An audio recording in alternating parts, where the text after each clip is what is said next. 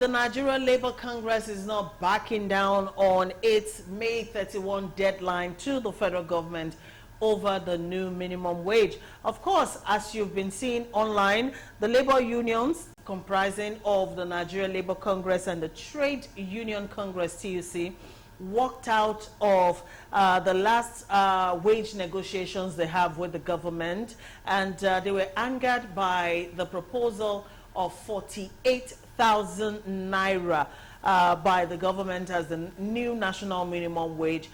They described the offer as ridiculous, so they walked out of the meeting.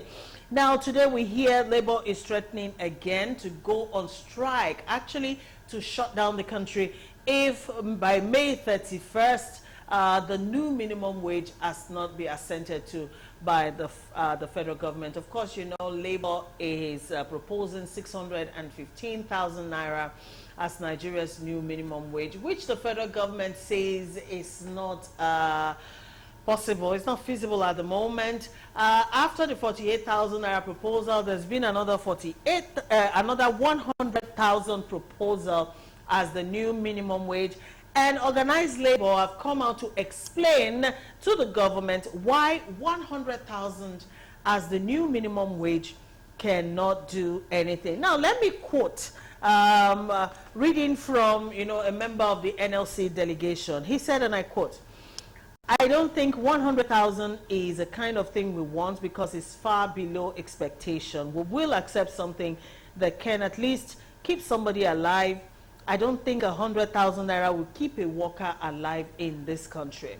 A man with a family of 6, because our computation is based on the size of a family." And then they went on and on to break it down into housing, into feeding, and other very important things that an average worker is bedeviled with, and how 100,000 naira cannot do so much. All right, so before we talk about this, let's go listen to Joe Ajaero, who is the president of the Nigerian Labour Congress, on this issue. Very quickly, we'll be back.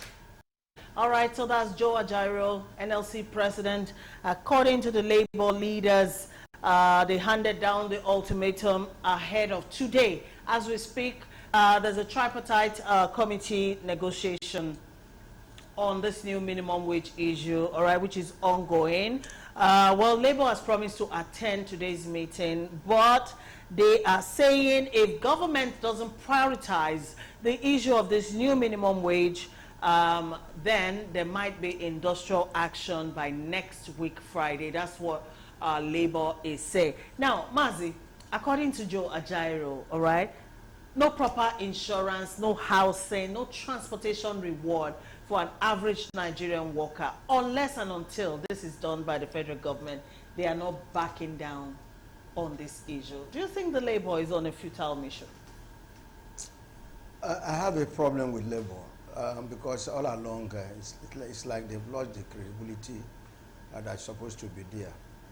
We've seen them many times that they acted like a toothless bulldog. But this time around, we were here last week and we also supported the move, provided it will be implemented, especially this minimum wage and the electricity tariff.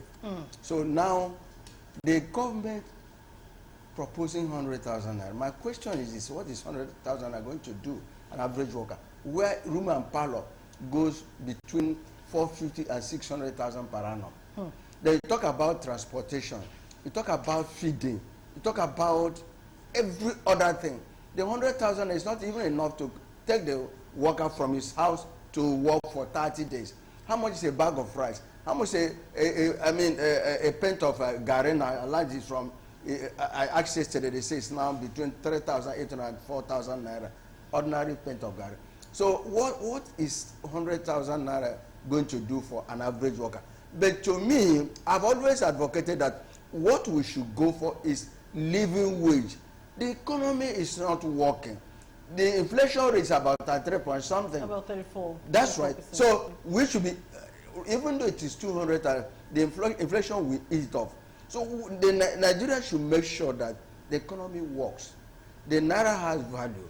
How much is naira now to a dollar? It's about almost 1,400. So no matter how much the worker is paid, it will be overtaken, it will be consumed, it will be eaten up by high inflation. Labor, if you can, I don't see the affordability of the government to pay 615,000. Thank you. I was going to go there. Even I don't 200,000. Do you see that I don't feasible? see the federal government. In fact, some other in the morning I discussed about labor also giving I think 14 days ultimatum to the state have not been able to implement 30,000 naira. My question is this, my dear: a state government that have not been able to implement 30,000 minimum wage that was approved well over 5 years ago. About 5 years ago. Up till now, some states have not been able to pay. They've not been able to pay. The pensions. They've not been able to pay those who retire gratuity. What is that state? What living? And the government is there. So even with this now, I don't know. Even the 100,000, are they sure? Are they willing? Are they ready to pay it? What is it? But what is it? The politicians, our leaders, spend more than that in a day. What is 30,000? What is 100,000? They spend it within seconds. It's not up to what they will give to their girlfriends and boyfriends and whatever. So now, pressure. Nigerians are angry. Nigerians are angry. I know, right? What we are saying here is that the 100,000 is nothing to write home about. But I don't see the possibility of federal government accepting to pay even up to 200,000. Thank you, Mazi. You have answered my question and you answered it thoroughly. Putting all of this together, the fact that the old minimum wage has not been effectively paid by most states, about 22 states, across the country, and the fact that the government every time reminds us as citizens that the country is broke. Putting all of this together, is labor not on a futile journey? I ask that question again because it's one thing to be fighting someone for something you can get. But when you're fighting for something that is almost impossible, isn't it wasted effort? There's nothing they can do that they want to see if the federal government will come up with something. No, that's 200, 615 is not attainable. They can't go about it. But then the issue is this: whether 200,000, whether 100,000, there are some states that have not been able to pay the 30,000. Labor, are we sure you are not fighting a loose battle? That's a question we need to answer ourselves. But then, our lawmakers, I want to go there. One of them is having was given 160 million naira to buy a car. And some of them have been there since 1999. Each 4 years, their car, they get their car loan, they get wardrobe allowance, they get this, and they don't consider the masses. And at the end of the month, each person goes on with between 10 and 13 million. Just to mention, Kano State lawmakers have just gotten vehicles worth billions of naira. Just to mention it. While we're talking about no money. The governor alone, you know how much he gets as a security allowance? Every month. Every month. Then workers, you are strangulating them. You don't want them to leave. And everything tax. Look at the latest hack in electricity tariff. Between first and now, I spent close to 12,000 naira electricity. Because if you recharge 1,000 naira, it gives you 4 units. And if you are to pump water, that 4 units will not be able to pump enough. So I will be using close to 6 units every day. Every day. So what is 100,000 going to do for an average worker? Wow. Then even the private sector, would they be able to pay 100,000 naira? That's the issue. Private workers, would they be, how many private establishments will be able to pay 100,000 as at now?